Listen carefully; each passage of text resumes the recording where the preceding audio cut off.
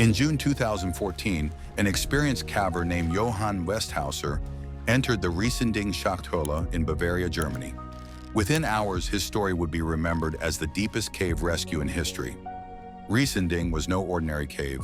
It was the deepest and longest in Germany, a labyrinth of stones stretching more than 12 miles. Passages tight and twisting. Drops so deep they swallowed light. To explore Riesending was to face the limits of human endurance. Johann was no stranger to caves. At 52 years old, he was a physicist and one of the most respected cavers in Germany. He had mapped countless passages before. On this day, he was joined by two companions.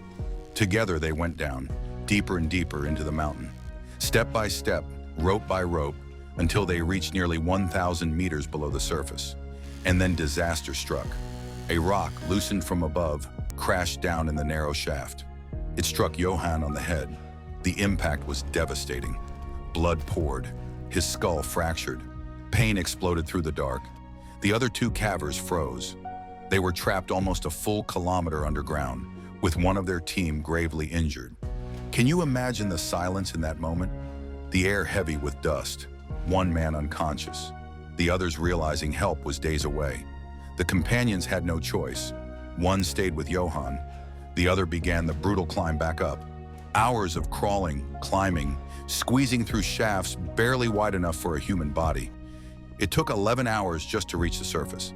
There he raised the alarm. Germany had never seen anything like it.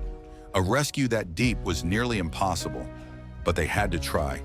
The response was massive. More than 700 people gathered at the site.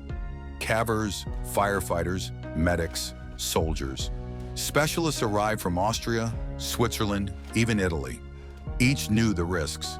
To go into Riesending was to face exhaustion, cold, and danger with every step. And still they lined up, ready to descend. The operation began. Teams descended in shifts, carrying equipment through the twisting passages. Ropes, stretchers, medical supplies. Every item had to be hauled by hand, squeezed through tunnels no wider than a backpack.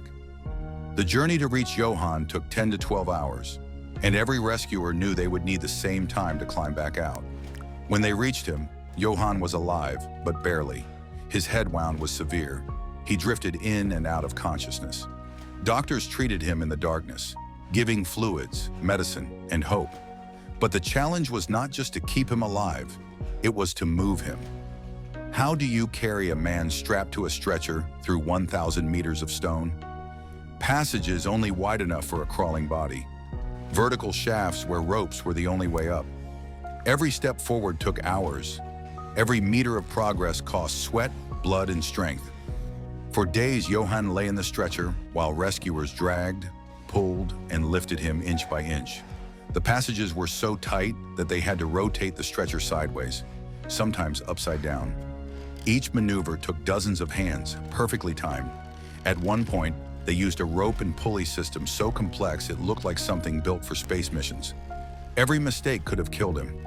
Outside, the world held its breath. News spread across Germany and beyond. Would Johann survive?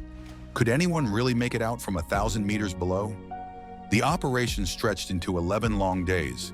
Rescuers worked around the clock. Teams of doctors treated Johann every step of the way. Others carried gear.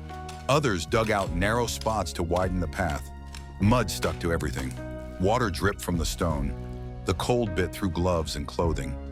Some rescuers collapsed from fatigue, only to be replaced by fresh teams. But no one gave up. Can you picture it?